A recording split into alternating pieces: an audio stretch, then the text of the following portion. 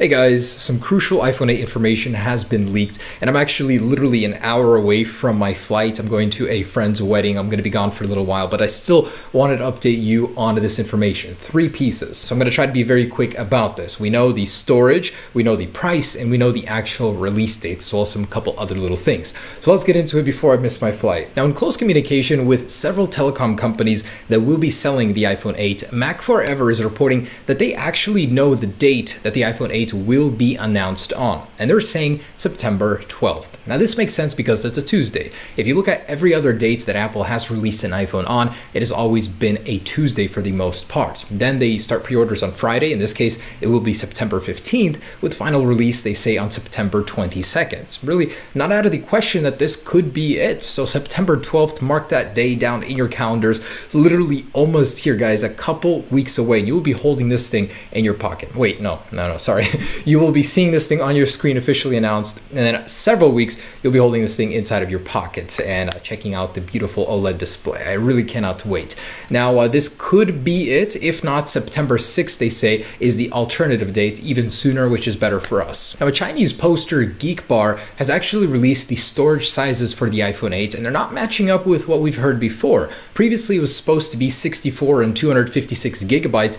Now they're saying that there will be 3 storage tiers, starting at 64 gigabytes, which doubles the existing 32 gigabyte entry level. Not on the certain colors of the iPhone 7 Plus, the jet black starts at 128 gigabytes. But in any case, it jumps up to 256 gigabytes, which right now is the highest tier, and then doubles to 512. It's not out of the question because Apple does have this storage on the current iPad Pro 10.5 and 12.9 inches, which is cool. I mean, that's on an iPad. I guess you'd need that storage there. But on an iPhone, why would you need 512 gigabytes of local storage when everything seems to be moving to the cloud? And a possible explanation for that is 4K video. With the new Apple TV, Apple will be announcing at the events a 4K plus HDR. With this new display, you're going to be getting HDR possibly as well on it. You know, higher resolution video inside of the iTunes stores, the TV stores. So why not have a higher capacity for the people that need it? So especially with storage coming down in price, 512 gigabytes just isn't out of the question. And according to this report, it actually will be happening. Now, pricing. A writer from New York Times is claiming that he actually knows the pricing of the iPhone 8 for the entry-level model, as he's been talking to people that have been briefed on the product or the iPhone 8. Now, he's saying that the entry-level model, which in collaboration with the earlier rumor we just heard, at 64 gigabytes will start at $999. Now that will jump up to $1,200, he says. So that is the cap for the highest end model. So 512 gigabyte device, $1,200 for the top of the line. Most premium stuff with inflation and everything adjusted isn't a terrible price. Not everybody's going to want to pay it, of course, but gladly some people will do that. And in a recent study, about 18% of people are actually willing to pay over $1,000 for a new iPhone. So there definitely is a market for it. And I believe the features, the quality will speak for itself. So $999, the entry point. Nice, right under $1,000 by $1. A clever marketing technique. Now he's saying that Face ID, wireless charging, these new components are basically the reason that this thing is going up in price by $350 from the iPhone 7. I mean, we heard in the last video that Apple is 2 years ahead of anyone with this facial recognition technology. And oh boy, you are going to pay for it, that's for sure. But when you really think about it, it really doesn't matter that it's going up by a few $100s, because for most people they're paying monthly installments, and what, like $10 difference monthly payments doesn't really mean much when you're paying on a monthly basis to have the latest and greatest phone. So although it is going to be more expensive, I don't really think it matters in the long term, because people mostly pay for 2 years, span that payment over for 2 years, and it really just doesn't make a big dent in your wallet. Now, is it possible that the iPhone 8 will support input from the Apple Pencil? 2 new patents published by Apple, revealed by Patently Apple, have actually shown Apple is making direct reference from the Apple Pencil to the iPhone. They say a smartphone or a tablet display, and then directly reference the iPhone after that. So I think it's very possible that the iPhone 8 may get Apple Pencil support, if not immediately, in a future software update after their patents have cleared and all that. Who knows? Just a personal prediction on my end, but certainly iPhones in the future could support the Apple Pencil. All right, so next up, the actual LCD LCD leaked from the iPhone 8.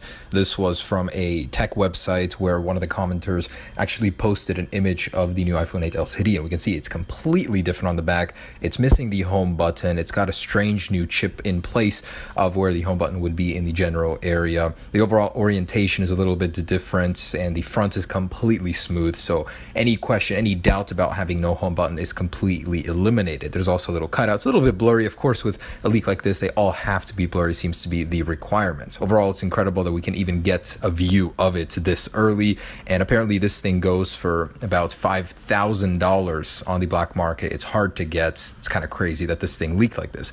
Also, we get a look at the stacked logic board, the new one for the iPhone 8. So it's shaped in an L shape, generally what it was believed to be, and this is just one of the layers according to Vania Geskin. Everything is so much more compact. This is to make room for the larger battery inside with the L shape. It's really quite something different. I think Apple's going to be dedicating a very long time from the presentation to talk about the technology to make something like this happen. Very exciting to see this thing in the flesh, but the actual LCD and the stacked logic board, one of the pieces has leaked. And the actual silicon board for the iPhone 7s has leaked with some small minor differences from the standard iPhone 7. And we can see that the Apple A11 chip that leaked a little bit earlier would fit perfectly into this slot, meaning that that leak was legitimate. And there's also a couple other things we learned here. So the 7s, of course, will be getting the Apple A11 chip, which is really cool. That's going to be spread across all the devices, the 2017 lineup. And there are actually markings to the Intel modem here as well. So it's possible that this will get the 600 gigabit tethered modem from Intel, as Qualcomm's hasn't really caught up in terms of speed, and Apple wants to level out that performance across the field. So A11 Intel processor, the 7s logic board right here. And here's actually a picture of a presentation that Vania Geskin did share where Apple employees are being briefed on the products. These are apparently the guys that will be selling you the device wherever this is on launch day, and we can see that these aren't the official images from Apple. These are from Vania Geskin, as he says they're not allowed to share the official images yet in the case that something like this happens, but they do have some slides with some sort of wireless charging possible reference, a battery reference, maybe bigger battery or fast charging. Don't really know what to make of that, but there it is. And Tim Cook himself has been spotted with the iPhone 8. Take a look there, guys. Take a real close look. You can see the iPhone 8 fits perfectly into that crease on his pocket.